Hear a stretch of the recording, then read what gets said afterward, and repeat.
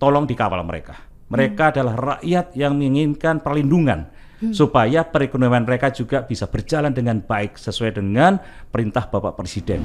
Kemudian ada mafia tanah, dia nggak bisa ngaku-ngaku. Kalau dia ngaku-ngaku, langsung kita pidanakan. Dan yang penting adalah komunikasi sosial yang biasa saya lakukan ketika menjadi Panglima TNI.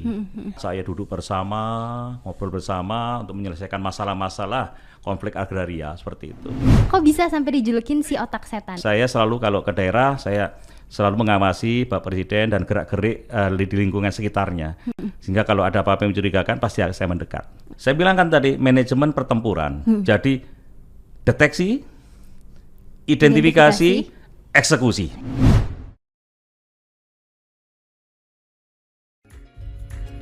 Bincang-bincang seru di podcast Kabinet dan Setcap, mari dengarkan diskusi hangat beraya. Halo kawan Kabinet, ketemu lagi di podcast Kabinet dan Sekretariat Kabinet. Saya Nadira dari Sekretariat Kabinet yang akan menjadi host kamu pada episode podcast kali ini. Untuk kawan kabinet yang mungkin belum tahu apa sih podcast itu, jadi podcast adalah podcast resmi Sekretariat Kabinet yang berisi ngobrol-ngobrol dan diskusi tentang berbagai topik, mulai dari kebijakan pemerintah, hot issue yang sedang berkembang di masyarakat, sampai profil para menteri, yang tentunya dikemas dengan penyampaian yang ringan dan santai. Nah, hari ini tamu saya adalah sosok yang sangat spesial. Kisah perjalanan hidupnya juga gak kalah spesial kawan kabinet. Beliau memulai karirnya di TNI Angkatan Udara sampai mendapuk pucuk pimpinan TNI tertinggi sebagai Panglima TNI pada tahun 2017 sampai dengan tahun 2021. Nah, baru-baru ini beliau dilantik sebagai salah satu menteri di Kabinet Indonesia Maju. Semua pencapaian hidupnya ini ternyata gak didapatkan dengan mudah loh kawan kabinet, tapi melalui proses yang berliku-liku dan juga jatuh bangun. Pasti pada banget udah gak sabar kan dengar ceritanya langsung? Kita sambut aja ya Menteri Agraria dan Tata Ruang atau Kepala BPN Bapak Hadi Cahyanto. Siap Bapak? Assalamualaikum Pak Hadi. Waalaikumsalam warahmatullahi wabarakatuh. Bonjour, comment allez-vous? Oh, Paris Français? Bapak. Nah, tapi saya nggak bisa balasnya lagi nih Pak. Berarti Bapak bisa bahasa Perancis ya Pak? Iya, bisa bahasa Perancis. Tapi kalau bahasa Perancis, je parle français mais beaucoup de oublié. Jadi saya bicara bahasa Perancis tapi sudah banyak yang lupa. Oh gitu Pak. Iya. Tapi masih inget dikit-dikit lah ya Pak. Dikit-dikit apalagi sama native kan langsung nyambung. Nah tapi jangan keterusan ngomong bahasa Perancis ya Kenapa? Pak. Karena saya cuma segitu aja bisanya. Cuma bisa greeting aja Pak. Tapi yang jelas saya mau mengajak kawan kabinet untuk mengenal Pak Hadi Cahyanto lebih dekat hari ini. Dan kita bisa mulai dengan melihat foto-foto dulu ya Pak. Boleh. Nanti Bapak bisa cerita juga tentang foto-fotonya. Iya. Oke Pak. Oke. Nah, ada apakah dengan belut ini Pak? Iya, ini jadi kalau saya ngelihat belut seperti di gambar itu ya, saya ingat masa kecil saya karena saya hidup di kalangan ya mungkin ekonomi paling rendah mungkin ya. Jadi masa liburan itu nggak saya gunakan untuk bermain, tapi saya dulu kan sekolah sampai dengan hari Sabtu ya. Jadi hari Minggu itu libur, hari Minggu teman-teman yang mungkin punya duit bisa tamasya kemana-mana, saya ke sawah ini mancing belut. Oh mancing belut ya Pak? Mancing belut, iya. Gitu. Apalagi kalau lagi musim hujan, wah luar biasa. Nah kita lihat foto selanjutnya ya Pak. Iya. Wah. Nah, ini tempe mendol ya Pak. Ada apa nih Pak? Ini sebetulnya mendol ini buat dari tempe ya. Karena ibu saya kalau lagi punya duit itu beli tempe kemudian dimasak dengan bumbu-bumbu dan jadilah mendol ini. Memang kalau dengan mendol itu lebih kalau bahasa Jawa ngiwai. Jadi lebih lebih terasa gitu. Jadi hanya dengan nasi anget kemudian dikasih mendol, wah seperti kita makan di restoran yang nomor 1 gitu. Tempe mendol ya Pak? Mendol iya. khas Malang ya itu Pak? Itu khas Malang, iya. Iya. Nah ini ada foto selanjutnya. Ini foto keluarga Bapak ya Pak? Ya, ini momen ketika saya baru saja mendapatkan amanah menjadi Panglima TNI. Baik, itu Pak. ada anak saya yang pertama yang perempuan, kemudian anak nomor 2 yang laki-laki sebelah kiri itu, dan itu cucu saya. Nomor 1 cucu saya. Yang anak Bapak yang laki-laki ini juga di TNI AU sekarang ya Pak? Iya, di TNI AU dan sama profesinya seperti saya di TNI Angkatan Udara sebagai penerbang. Oke, ini Bapak kelihatannya sangat dekat sekali dengan keluarga gitu ya Pak, melibatkan keluarga gitu untuk dalam setiap kesempatan gitu ya Pak. Ya, itu bagian dari hiburan saya setiap hari. Ketika capek gitu saya langsung ketemu cucu, sudah capeknya hilang. Oh, capeknya hilang ya Pak. Jadi udah kepikirannya main sama cucu aja jadinya ya Pak. Iya betul sekali. Menyenangkan hati. Iya. Nah sekarang ini ada foto selanjutnya, ini kedua orang tua Pak Hadi ya Pak? Ini bapak saya sama ibu saya. Iya, Bapak bagaimana sih Pak kedekatannya dengan keluarga, dengan khususnya dengan kedua orang tua ya Pak? Ya, karena kita lihat orang tua saya ini adalah bagian dari yang membesarkan saya sehingga saya bisa menjadi seperti ini. Ya, karena prihatin terutama bapak dan ibu saya, sehingga saya benar-benar hormat kepada kedua orang tua saya. Saya tidak pernah sedikit pun membantah. Ya, jadi kalau dikasih tahu apa pasti saya laksanakan. Apalagi saya anak pertama, ya. Saya anak pertama, saya hidup dalam keluarga yang sangat tidak berkecukupan lah ya. Itu jadi mereka berjuang. Ya, Bapak datang dari keluarga yang sederhana tadi Bapak bilang ya Pak. Sederhana, ya. Dan Bapak mungkin dengan keluarga atau saudara Bapak juga dekat ya Pak, berarti sebagai anak pertama gitu, istilahnya ngomong ya Pak ke adik-adik. Karena adik saya semuanya 4, saya anak pertama, jadi saya terus memberikan bimbingan kepada adik saya supaya bisa berhasil hidupnya. Ya. Keren Bapak. Nah ini selanjutnya ada foto dengan ini ketika saya baru pensiun, saya menemuin bapak saya, kemudian saya ajak jalan-jalan. Ini kan kelihatan saya model anak muda ya. Terus bapak saya kan selalu rapi dari dulu. Pakai jas gitu ya Pak? Ya, padahal mau saya ajak jalan-jalan pakai jas. Ya akhirnya saya ajak jalan-jalan, senang. Ini momen yang tidak bisa saya lupakan karena pada waktu itu usia bapak saya sudah menuju ke 86 tahun. Oh baik Bapak. Ya.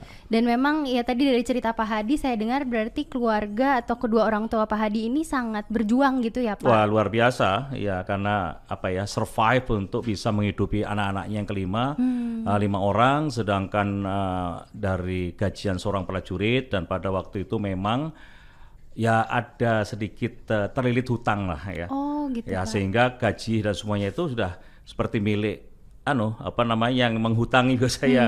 Ya mohon maaf ya, mungkin rentenir lah namanya itu. Ya, dengan saya hidup di sana serba kekurangan, dan ibu saya berjualan rujak. Bapak saya kalau ke kantor bawa pisang goreng untuk dijual di kantor. Saya juga kalau sekolah juga bawa pisang goreng. Jualan juga Pak? Jualan juga, seperti itu. Jadi hanya untuk bisa menghidupi keluarga. Ya. Pak, kelihatannya memang struggling sekali ya Pak di masa-masa itu. Dan tapi ada nggak sih Pak mungkin momen yang tidak terlupakan gitu buat Pak Hadi bersama keluarga? Ya, yang bentuk karakter saya adalah kedua orang tua saya dan lingkungan ya. Lingkungan situasi seperti itu, sehingga orang tua saya selalu mengatakan jadi orang harus jujur. Ya. Kemudian yang kedua, menjadi orang itu harus berbuat baik sama siapa saja walaupun kita orang tidak punya.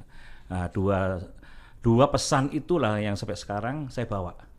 Karena saya pada waktu itu memang ditempa dalam kondisi susah, sehingga 2 pesan itu benar-benar masuk di jiwa saya, dan saya tidak bisa menghilangkan 2 itu. Jadi pedoman hidup ya Pak? Iya. Walaupun sampai di tingkat menteri saya adalah orang biasa. Saya tidak memandang derajat gitu ya Pak? Saya berani duduk sama masyarakat. Kemarin saya kunjungan juga di tengah-tengah masyarakat, saya duduk bersama, ngobrol bersama untuk menyelesaikan masalah-masalah konflik agraria seperti itu. Oke, ini saya jadi terharu banget nih Pak, dan jadi rindu orang tua juga karena dengar cerita Pak Hadi. Oke, tapi sekarang kita mau bahas masa sekolah Bapak ya. Boleh, silakan. Nah, saya dengar itu Bapak dulu pas SMA jurusan IPA. Ya. Terus Bapak dijuluki oleh teman-teman sekolah sebagai si otak setan, Pak. Nah, itu gimana ceritanya sih, Pak? Kok bisa sampai dijulukin si otak setan? Ya, jadi berangkat dari situasi ekonomi yang kurang ya, sehingga teman-teman saya kalau belajar dia memiliki literatur yang banyak. Karena apa? Punya duit sehingga dia beli. Nah, saya bagaimana caranya juga bisa mengetahui literatur itu tanpa saya memiliki buku, sehingga saya main ke rumah teman, belajar bersama, dia baca saya dengarkan, dia ngobrol saya dengarkan, ya kan? Apalagi ada pelajaran yang sangat susah pada waktu itu kan kimia ya. Kimia harus menghitung dan sebagainya. Sama, saya juga ngerasa kimia susah banget Pak. Itu seperti itu. Saya ngelihat bagaimana rumusnya, dan harus beli tabel itu kan yang kimia. Oh iya, tabel periodik ya Pak. Periodik. Saya kan nggak bisa. Ya akhirnya saya gambar sudah saya ingat-ingat. Sendiri ya, Pak? Saya ingat-ingat. Oke. Nah, di sekolah setiap ujian saya nilainya selalu bagus. Lah, yang punya buku itu selalu di bawah saya. Nah, gitu, teman-teman saya bilang, wah dasar kamu otak setan. Nah, itu akhirnya terkenal otak setan. Padahal sebetulnya ya kepingin dengarkan, belajar. Jadi mereka menganggap bahwa tanpa buku kok bisa. Dia tidak tahu kalau saya itu adalah orang yang senang mendengarkan. Termasuk sampai sekarang kalau ada siapapun bercerita perintah dari mana saya dengarkan semuanya. Ini luar biasa banget Pak, karena saya dengarnya kalau misalnya si otak setan kayak serem gitu Pak. Tapi taunya ternyata positif banget loh kawan kabinet. Oke Bapak, ini tadi udah ngomongin masa sekolah. Kita mau ngelihat satu video dulu ya Pak. Oke, kita tonton dulu videonya. Saya meresmikan pesawat N219 sebagai pesawat Nur Tanyo. Assalamualaikum warahmatullahi wabarakatuh.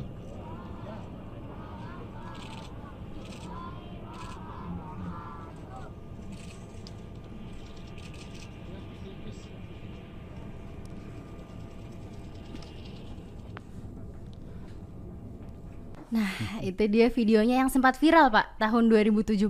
Iya. Itu gimana kejadiannya sebenarnya sih Pak?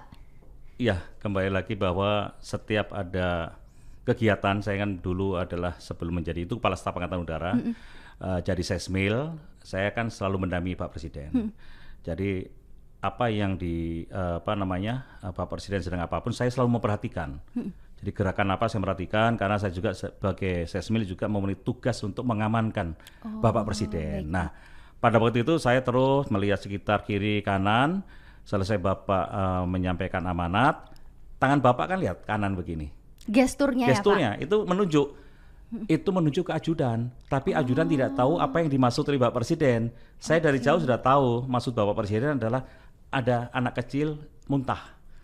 Oleh sebab itu saya langsung lari, tapi ajudan lari bukan lari ke anak, tapi lari ke Presiden. Iya, karena tidak dia tahu maksud Bapak Presiden. Nah, situ loh enggak. Nah, jadi kebiasaan inilah saya selalu kalau ke daerah saya selalu mengawasi Bapak Presiden dan gerak-gerik di lingkungan sekitarnya.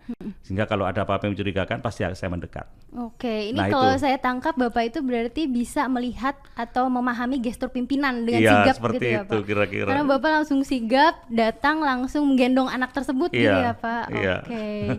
Nah Pak, ini kalau kita ngomongin tentang tahun 2021 kemarin, Bapak ini ditunjuk oleh Bapak Presiden sebagai Komandan Lapangan di MotoGP Mandalika. Dan ini acara yang begitu megah dan keberhasilan penyelenggarannya ini ya semacam menorehkan tinta emas gitu Pak untuk Indonesia. Saya mau ngucapin selamat dulu nih Pak. Terima untuk kasih Bapak. banyak Dira. Ya, dan kemudian Bapak juga punya peran penting tentunya di acara tersebut. Tapi ada nggak sih Pak mungkin satu momen yang menurut Bapak tidak terlupakan selama menjadi komandan acara tersebut? Iya, memang ada satu momen yang saya tidak lupa ketika pada hari H sebelum Bapak Presiden datang, pagi-pagi saya sudah di lapangan. Ngecek, kebetulan saya sudah tahu kira-kira yang akan terjadi permasalahan adalah di parkir timur atau parkir barat. Tapi pada waktu itu memang masuk dalam perhitungan saya adalah parkir timur. Kemungkinan akan terjadi jam. Oh, sudah ada prediksi ya Pak? Prediksi, karena saya di sana udah 3 bulan, kira udah tahu. Ketika saya menuju ke sana benar terjadi crowded. Oh, oke. Jadi stuck gitu ya Pak? Nah, disitulah saya langsung turun, kemudian ngajak anggota saya pada waktu itu, yang ikut saya untuk mengatur lalu lintas di situ. Oh, Bapak ikut turun juga Pak? Tapi kan okay. tidak ada mic, bagaimana? Ternyata di mobil saya itu ada alarm yang bisa kita gunakan untuk pengeras suara. Sehingga di situ kebetulan supir saya juga langsung turun, memerintahkan maju, hop. Nah itu saya ketawa. Waduh, ini kesan yang benar-benar tidak bisa saya lupakan. Saya turun, ngajak anak buah, langsung ngatur lalu lintas dan kami bersyukur lalu lintas semuanya bisa berjalan dengan lancar. Alhamdulillah ya Pak, jadi lancar lagi. Nah ini ya Pak, ada beberapa foto-fotonya Bapak ada di MotoGP Mandalika sebagai komandan lapangan. Dan ini terlihat ceria sekali nih Pak, di sini sedang Ya, dengan Pak Kapolda ini, Iya, kemudian Pak Kapolda. Kadisub, karena ini sudah kurang lebih 2 minggu sebelum hari H, saya ngecek di lapangan, semuanya berjalan lancar sesuai dengan skenario saya. Iya. Jadi saya ketemu mereka, saya senang. Mudah-mudahan 2 minggu lagi apa yang kita rencanakan ini bisa berjalan dengan lancar. Alhamdulillah, Dan saya ya, sudah Pak. tahu kira-kira akan terjadi apa, itu sudah tahu karena berdasarkan simulasi-simulasi. Sudah ada prediksi-prediksi Iya, sebelumnya iya, gitu seperti ya Pak. itu. Oke. Nah Bapak, sekarang kita mau bahas peran Bapak sebagai menteri. Pada tanggal 15 Juni kemarin, Bapak ditunjuk atau dilantik oleh Bapak Presiden Jokowi sebagai Menteri Agraria dan Tata Ruang atau Kepala BPN, Iya. Pak. Dan ini mungkin amanah baru, jabatan baru yang berbeda dengan karir militer Iya, Bapak betul sebelumnya. sekali. Walaupun sama-sama mengabdi untuk bangsa dan negara ya Pak. Iya. Dan saya ingin tahu bagaimana sih Pak kesan Bapak saat ditunjuk oleh Bapak Presiden Jokowi sebagai Menteri ATR atau Kepala BPN ini? Ya, ketika itu saya H-1 sebelum dilantik, Spri telepon saya ketika itu jam 17 kurang 10, saya ingat saya sedang olahraga. Oh, Dan oke. Bapak masih jogging. inget jamnya ya Pak? Iya, setelah itu ada berita masuk, saya lihat, loh kok dari Spri Presiden, saya tanya, oke. kalau bisa 17.30 sudah di istana karena harus menghadap Bapak. Jadi sisa waktu kurang lebih 30 menit, saya langsung pakai baju, ngebut masuk istana.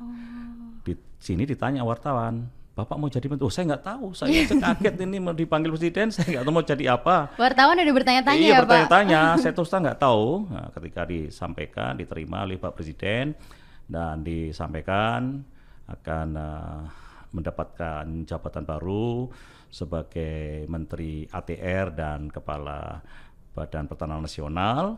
Saya mengucapkan terima kasih dan langsung tercetus, wah ini ilmu baru Pak Presiden, langsung begitu. Presiden menyampaikan, loh pengalaman Panglima TNI lah yang nanti bisa dibawa ke sana karena biasa di teritorial dan kalau bikin laporan selalu detail permasalahan-permasalahan di lapangan. Nah itu kira-kira yang pertama kali saya sampaikan kepada Pak Presiden sebelum dilantik. Oh, baik Pak. Dan saya ingat setelah pelantikan kemarin itu, Bapak Presiden menyampaikan bahwa pengangkatan menteri baru ini berdasarkan pengalaman, rekam jejak dan juga skill manajerial begitu Pak. Ada nggak sih Pak mungkin pesan khusus dari Bapak Presiden mengenai amanah ini sebagai Menteri ATR atau Kepala BPN gitu Pak? Dan mungkin apakah Bapak punya strategi untuk menindaklanjutinya? Ya memang perintahnya adalah yang pertama agar program PTSL sertifikat ini dilanjutkan sesuai dengan target 126 juta. Saat ini sudah terrealisasi sebanyak 80 juta. Oke. Kemudian yang kedua adalah menyelesaikan konflik agraria, ya, dan yang ketiga adalah menyelesaikan tata ruang IKN di Balikpapan. Oke. Ada 3 itu ada ya Pak? 3, ya. Tapi saya langsung bilang, ini saya kira mudah dengan manajemen pertempuran, manajemen perang itu. Kalau manajemen perang kan ada deteksi, identifikasi, eksekusi. Oh, Nah itu baik, sudah Pak. kemarin dalam 1 minggu sudah saya laksanakan dan di 3 tempat semuanya berjalan normal dan selesai masalah di daerah. Mantap Bapak. Itu berarti menggunakan skill Bapak tadi di militer itu ya Pak? Ya, saya harus melihat situasinya, saya pelajari, saya masuk dari mana, seperti itu. Dan yang penting adalah komunikasi sosial yang biasa betul, saya Pak. lakukan ketika menjadi Panglima TNI.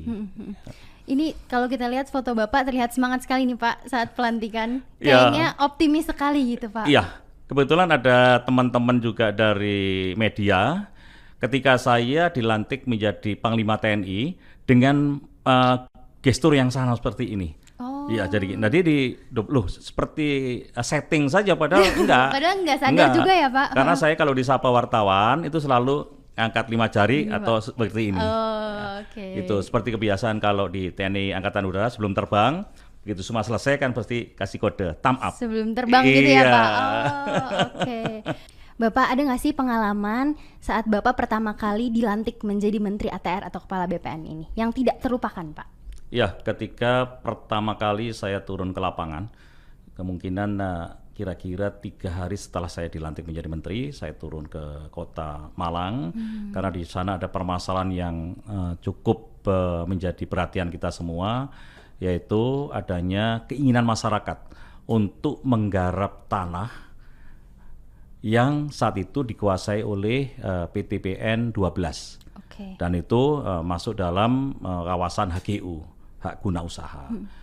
dari 750 hektar itu sudah ditanami masyarakat, yaitu berupa tebu, kemudian ditanami singkong, dan ada talas ya yang mereka selalu panen setiap musim panen.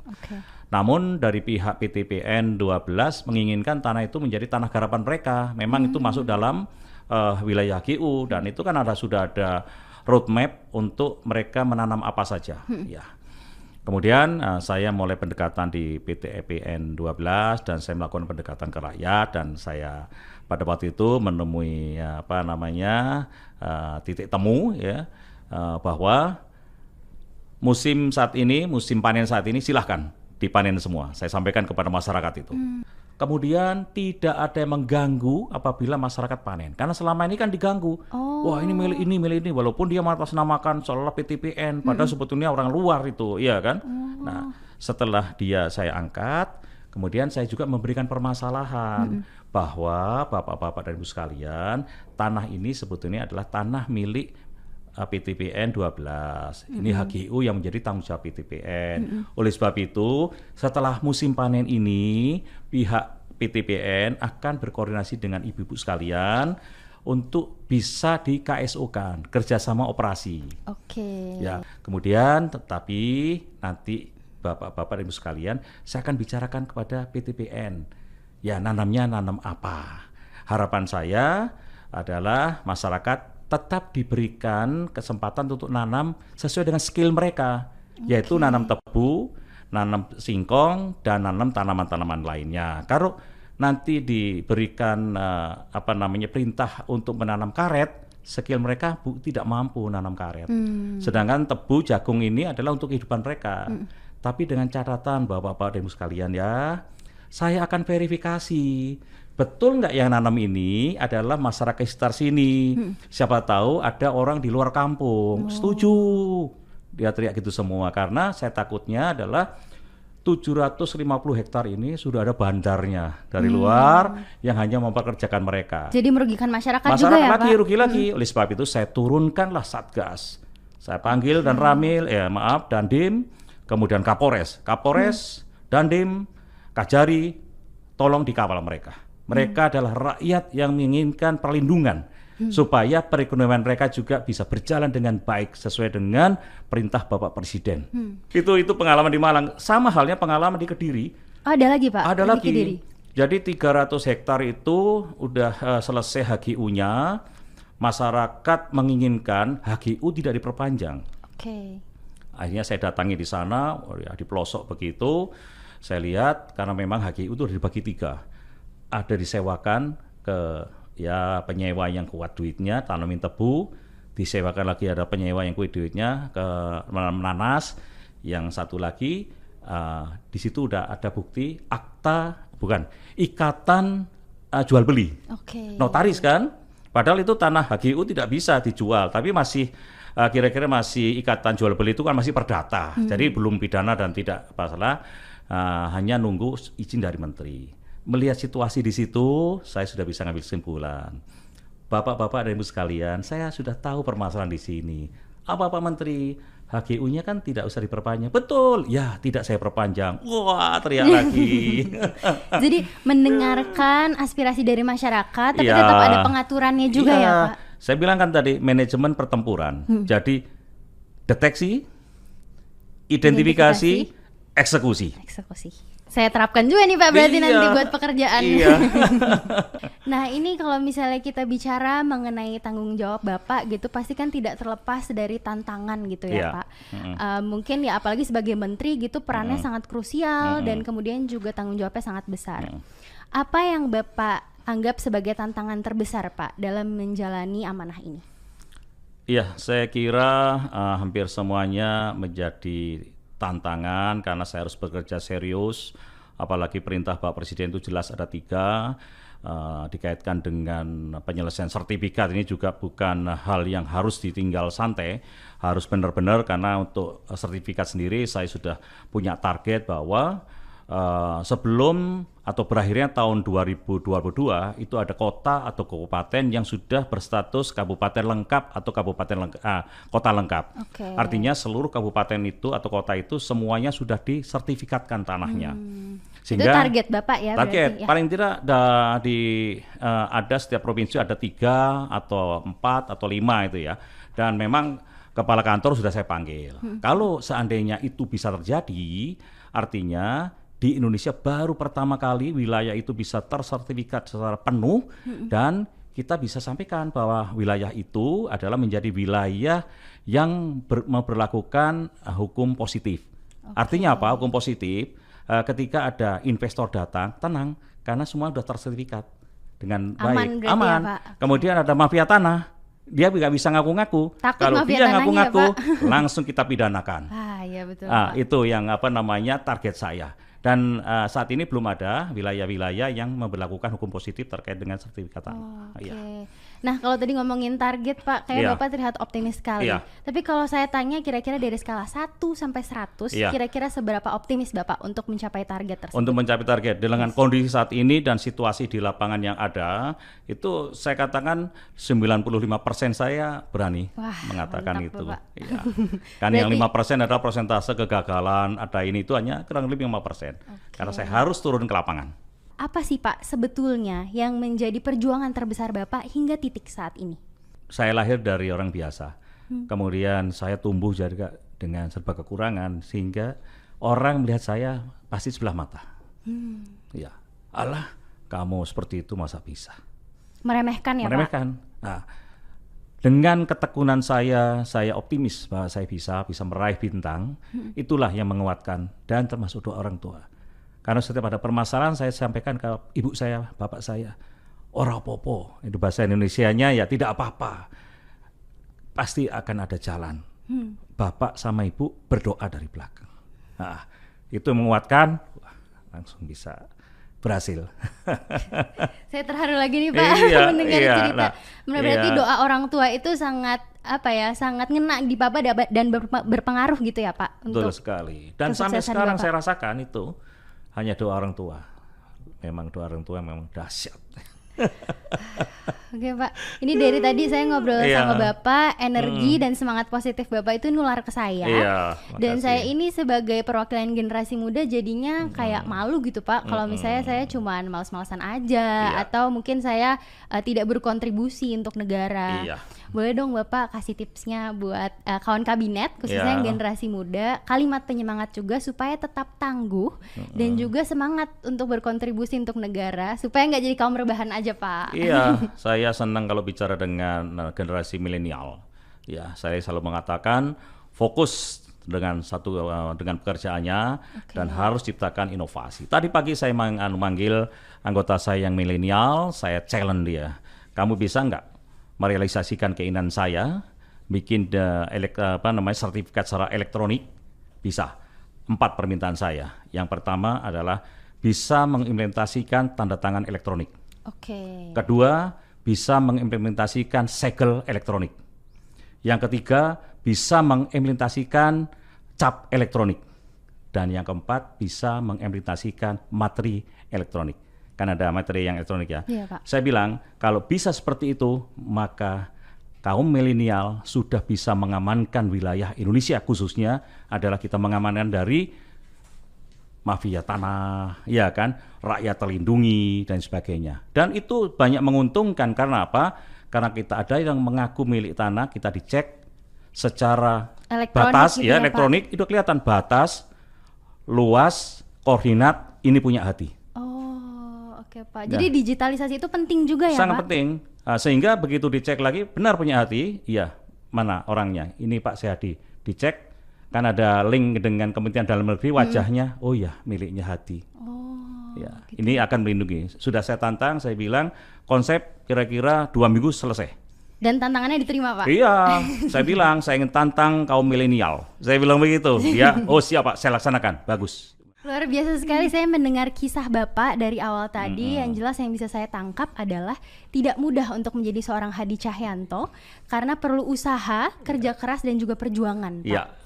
Saya juga belajar banget dari Pak Hadi tadi bahwa ya tadi doa orang tua itu kunci ya Pak. Kunci. Dan juga tadi semangat untuk meraih cita-cita atau keinginan itu yang jadi paling penting ya Pak. Iya. Terima kasih banyak Terima kasih Bapak. banyak Dira, terima kasih. Dan terima kasih juga untuk kawan kabinet yang udah menonton dan mendengarkan podcast episode kali ini. Mungkin bagi kawan kabinet yang punya ide atau saran ada topik apa atau bintang tamu siapa yang bisa diundang ke podcast episode selanjutnya, boleh banget langsung aja tulis di kolom komentar di bawah ya. Dan jangan lupa untuk subscribe, like, dan share YouTube channel Sekretariat Kabinet dan dengerin bincang-bincang ini melalui platform Spotify. Tunggu episode podcast selanjutnya. Saya Nadira pamit dulu. Bye kawan kabinet. Bincang-bincang seru di podcast kabinet dan Setkap Mari.